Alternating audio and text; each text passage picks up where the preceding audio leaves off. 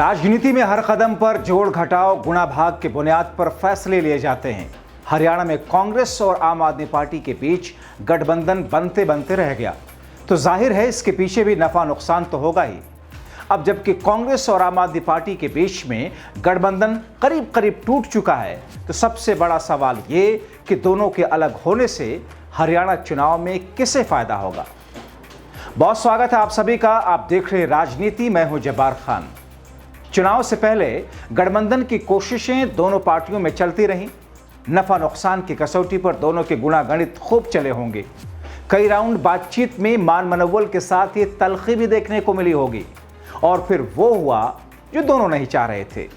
अब जबकि आम आदमी पार्टी ने अपने 20 उम्मीदवारों की पहली लिस्ट जारी कर दी है, तो आधिकारिक तौर पर यह कहा जा सकता है कि गठबंधन की उम्मीदें टूट चुकी हैं। लेकिन इससे फायदा किसे होगा, बड़ा सवाल यही है। आम आदमी पार्टी ने अपनी पहली लिस्ट में 20 सीटों पर उम्मीदवारों के नामों का ऐलान किया, जिन 11 सीटों पर कांग्रेस पहले ही उम्मीदवार की घोषणा कर चुकी है। वहां पर भी आम आदमी पार्टी ने प्रत्याशी उतार दिया।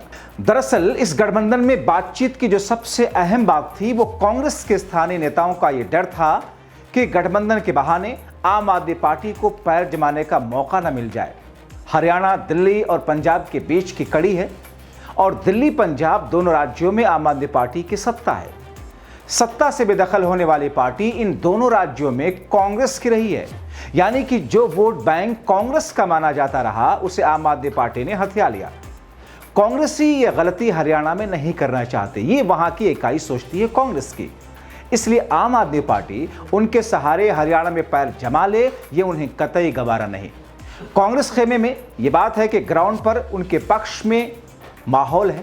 पार्टी के प्रदेश स्तर के नेता ये मानते हैं कि आम आदमी पार्टी इसी हवा का फायदा उठाने के लिए गठबंधन का हिस्सा बनना चाहती थी, ताकि उसे प्रदेश में फायदा मिले। लेकिन जितनी संख्या में सीट आम आदमी पार्टी मांग रही थी, वो देना कांग्रेस की तरफ से संभव नहीं था। साथ ही जिन सीटों की फहरिस्त आम आदमी पार्टी की तरफ से आई थी, वहां कईयों पर कांग्रेस के अपने ही दावेदार मजबूत थे। ऐसे में खुलेआम बगावत का खतरा भी मंडराने लगा, जो माहौल बिगाड़ सकता था। और ऐसे में इस मौके पर जबकि पार्टी अपनी जीत को लेकर आश्वस्त है, ऐसा करना उसे उचित नहीं लगा। जानकार ये भी मानते हैं कि आम आदमी पार्टी से अलायंस कांग्रेस के लिए फायदे का सौदा भी साबित हो सकता था। कई सीटों पर शहरी आबादी ज्यादा है, और शहरी वोटर्स में आम आदमी पार्टी का समर्थन कांग्रेस की तुलना में बेहतर है। खास तौर पर वो इलाके जो दिल्ली या फिर पंजाब से सटे हुए हैं, वहां आम आदमी पार्टी को सीटें देकर के कांग्रेस एक तीर से दो निशाना साध सकती थी। एक तो बीजेपी के कोर वोट बैंक में सेंधमारी, और दूसरे कांग्रेस के वोट बैंक का ट्रांसफर होकर आम आदमी पार्टी के लिए विनिंग कॉम्बिनेशन बन सकता था। लेकिन आरोप है कि कांग्रेस के कुछ नेताओं ने इस समीकरण की अनदेखी कर दी। कांग्रेस पहले ही अपने अंदर के गतिरोध से जूझ रही है। कई सीनियर नेताओं के अलग अलग खेमे हैं। आला कमान को हुडा खेमे, शैलजा और सुरजेवाला जैसे खेमों से जूझना पड़ रहा है। ऐसे में 90 सीटों के लिए हजारों दावेदार पार्टी के अंदर ही मौजूद हैं। इन दावेदारों की नाराजगी के साथ ही गठबंधन के और उसके खेल को साधना दोहरी चुनौती है।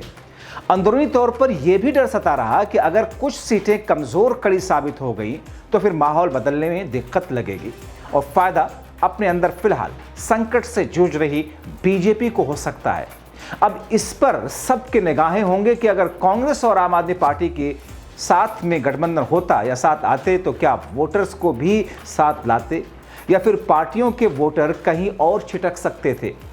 बीजेपी यही उम्मीद करेगी कि सत्ता विरोधी वोटर जितने ज्यादा हिस्सों में बटें, उतना सही होगा।